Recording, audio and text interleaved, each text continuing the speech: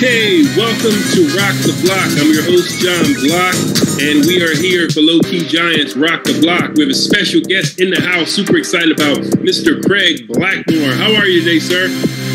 I'm great. How are you?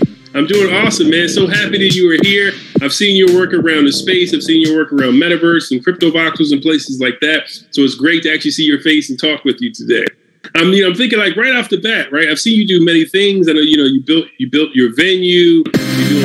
Welcome to Rock the Block. Your host, John Block. We have a special guest in the building with us today, Mr. Ethan Berg of Agora VR. Ethan, how are you? I'm doing great, thank you.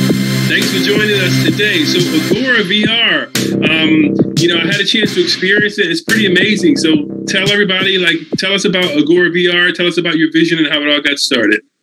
Yeah, it sounds great. We actually recently changed the name to Agora World, just to kind of more bring that into concept. But I mean, ultimately, I guess I started this during my junior year, sophomore year at Temple University. So I'm a recent graduate as of last May during the pandemic in 2020. And, I came to this vision because one of my really good friends graduated slightly before I did. And he moved across the country to California. I'm based in Philly. And we learned really quickly that outside of video games, FaceTime and video chat plus text and social media, there wasn't really a lot for us to bond over and to do together. So our initial vision was to build a virtual reality shopping platform where, retailers could build their own storefronts, upload 3D models of their products. You walk into a mall, you see other shoppers there at the same time as yourself. And, we quickly found out it was a novelty because Amazon has about 1 million options. Our stores had about 40. So, while it worked great and it was a really immersive concept, we came to find out that the thing that really brought people together was that fact alone, was bringing people together and having something that you can truly experience together. So since then, me and my co-founder, Sky Knight, me and him actually have pivoted slightly last August to building an immersive social platform. So overall, it's an open 3D platform. And the goal is really to transfer the lonely, flat 2D experience that we have now into a living, breathing 3D ecosystem with an emphasis on real life experiences in a digital format. Wow, that sounds really amazing. So what kind of events have you done so far and how's it going? Yeah, I mean, it's going great, honestly. We've held things from, we held Philly Tech Week's opening event a couple of weeks back in conjunction with PACT, which was a phenomenal event. We had people from the Philadelphia community come to this event from Philly, LA. We had some in Japan that showed up, which was really awesome. So, we had face-to-face real interactions with people that you normally wouldn't be able to take part in this. We've held a career fair with Diversitech Summit back in March, 250 attendees. On average, they spent about 1 hour and 40 minutes within the platform itself, walking around, interacting with one another, meeting potential hirers, and then meeting potential candidates. And then from there, we've done art galleries, nonprofit fundraising events. We're dabbling in retail a little bit, and we're getting into tours now and classes and education. Wow, that's pretty amazing. I say, and I had a chance to visit for Philly Tech Week, and it was really awesome. I had a chance to meet some new folks, swap some information and emails, and it was great. And I love how it really feels like you're right there in the experience, And those kind of social norms I see are still in place, right? So if it's a group of people talking, you don't necessarily want to just kind of, bum rush that group. You kind of wait your turn or someone's walking by. So it's really cool in that way. Yeah, much more fluid. I'd say it's, we found that it's really natural is the thing. It's like you're used to it from real life. So even those that aren't technically the most technically sound, they're not the most adept at using this kind of stuff. They find out really quickly it's just like real life, and they're able to navigate and interact with people just as they would if they went to a physical location. Yeah, very cool. So let's talk about features. What kind of features are embedded in this Agora world? Oh man, there's a ton. I don't even know where to start. So I guess the main thing that we're doing is the foundation, right? So ultimately we're building that ecosystem. We had someone compare it to WordPress for 3D was the way they described it. Because as I said, we want this to be a community-led ecosystem. So I'd say at the core, which is what we've been focused on, is the ability to host 3D environments an infinite amount. The social interaction system, the fluid interaction, echo cancellation, cross-platform development, And then obviously some no-code customization tools, which I would say that's probably our biggest unique proposition from our standpoint, is we've tried to make it so that anybody can create their own immersive social experience. I myself have no coding background, so if you asked me to change the color of something, there's no way I got that.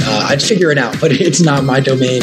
Obviously, I would say as one of the lead designers on this team, and obviously along with my technical co-founder, we've curated a vision that will allow us to make it as simple as creating a Facebook profile to actually develop these spaces with simple walkthrough steps, uploading an image, uploading a product, video, typing a description, title, put a URL, and you select what slot it goes to. On that wall, I want it on slot 5, I want it on table 2, slot 37, and when you press save, our system will place it there for you. So you don't really have to understand how it works to begin reaping the benefits. Wow, very cool, very cool. So this concept you had in mind prior to COVID? Yeah, I guess so. We started the the shopping platform in 2019. Okay. So I guess we were a little ahead of the game. My dad used to bring home all the new technology. We were always into video games, me, him, and my brother. So he brought home the Oculus Rift, I believe, with S. Yes. It was just, it's unbelievable. The Quest is another level now. And I think it just really opened my eyes to the possibilities of what you can really create and, again, experience with other people. That's the main thing that I'd say we found is really lacking. What can you really share? What memories can you make with other people online?